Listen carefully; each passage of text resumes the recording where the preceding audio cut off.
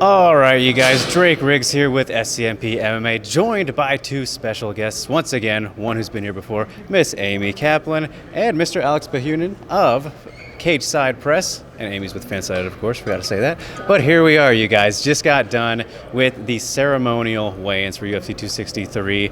And, you know, there was some heat, not too much drama, because you can't really touch each other these days, but initial thoughts and reactions after this, you guys. I thought that Paul Craig and Jamal Hill, they had a lot of intensity as expected.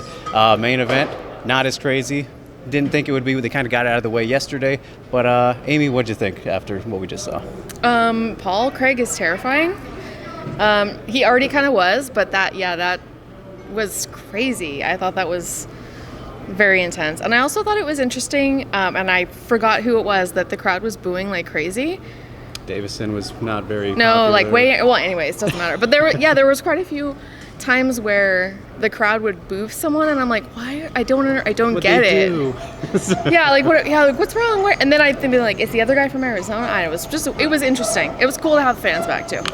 What do you think, Alex? Yeah, it's kind of crazy how Davison has just turned heel and the fans have totally turned on him. It's pretty crazy. I'm guessing that's because of Brandon Moreno and just he's becoming a fan favorite. And that Jamal Hill coming out with the flag, I think that really helped with the anti-Scotland with Paul Craig. But and I was surprised. I was expecting a little bit more heat in the main event, but like you said, they got it out yesterday. It's funny, though, because I think it's more of a Paul Craig, maybe Jamal Hill thing, because JoJo was just fine in the reaction, you know? So Yeah, no, that's true. Good point. And, of course, you guys, we did have the official weigh-ins. This is just for fun, the stare-downs before we finally get to the fight. But at the official weigh-ins, really kind of interesting how the last three people to come out, Brad Riddell, Steven Peterson, and Davison himself, he was the very last one. The last two made weight. Peterson did not, but initial reactions, I mean, we've had time to digest it now, but the official weigh-ins, any big takeaways from that, Amy? Yeah, and I may be the only one that thinks this, but everybody was talking about how terrible Figgy looked, and I don't think he looked that bad. I mean, especially today, like right now, he does not look that bad. I think people are going to overestimate that weight cut, or they're going to take what happened and they're going to turn it into this thing that it's not. And I don't think his weight cut has any effect on him. Especially depending on the outcome, right? If he doesn't look great, they're like, oh, he needs to move up. You know, typical how it goes. Alex, anything you took away from the official? I went back and looked at some of the pictures from his previous weight cuts, and he looked exactly the same. It was just, I think he was a little bit more like his eyes. You can tell in his eyes is a little bit, but I think he was fine. He was fine. He cuts a lot of weight to get down there, so I think it's every single time he cuts, he's going to look like that. I was kind of surprised that Steven Peterson missed weight, but at least we got the fight. Yeah, definitely. And for me, like, I noticed those sunken in faces a lot. So like Drew Dober and Lauren Murphy, for me, it's like, geez, it's so crazy just to see it. But, you know, they're used to this. They've been there, done that. But it always to me is like, that doesn't look great. But, you know, they're doing their thing, so that's what stood out for me. But as for the card, you guys always like to get kind of the under-the-radar, maybe sleeper pick for fight of the night. Amy, what are you feeling for this one? A lot of good choices. We have 14 fights tomorrow. I think it's going to be Paul Craig and Jamal Hill. I think that seems like not an under-the-radar kind of fight now, but I think a lot of people are focusing on the top three fights. I think that's going to be a banger. Yeah, very fair. 100% Brad Riddell versus Drew Dober. Right. That's the fight of the night. Although I am looking forward to seeing how Chase Hooper comes out in that karate stance, because he worked with Stephen Wonderboy. So that might be a little banger, but 100% Drew Dober versus Brad Riddell. Yeah, those are both super good choices. Hard to go wrong in this one. I am leaning towards Hakeem and Movsar, though, now. I wasn't really feeling it until kind of the back and forth and debating who's the better striker at media day. You know, they were both kind of saying, no, it's undeniably me. Hakeem came after Movsar, and he didn't really like hearing about that. And then at the weigh-ins just now, pretty intense. So I like that one. But, all right, you guys, title fights, got to make the picks for it. No, Amy hates making picks, but I'm going to put her on the spot as I do. How do we feel about the co-main event, Amy? The rematch, they're both rematches, but very good one here.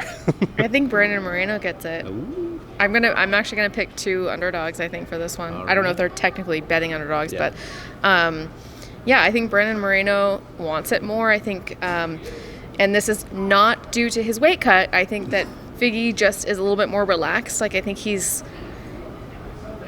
feels like he doesn't. I feel like he doesn't think he needs to work as much. Like, he's happy being the champion. He's kind of like pumping his chest, you know. And like, I think Brandon's taking it more serious. I was Davison Figueiredo up until the press conference, and it just swayed me. It swayed me, and I think Brandon Moreno is going to be and new.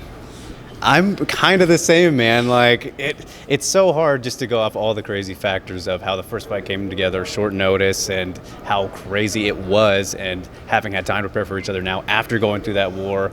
I was like, you know, the champ, I think looked better despite it being a draw, because it was only a draw because of the illegal point, you know, taken away for the nut shot. But yeah, man, Moreno just has so much momentum and good energy around him, and I think that's going to be really big, and he just seems very comfortable. And when the fight was that close and all the things considered, like I said, I like him in that one too. But Amy, you already kind of gave it away there with the main event, so the Italian dream is coming true, yeah?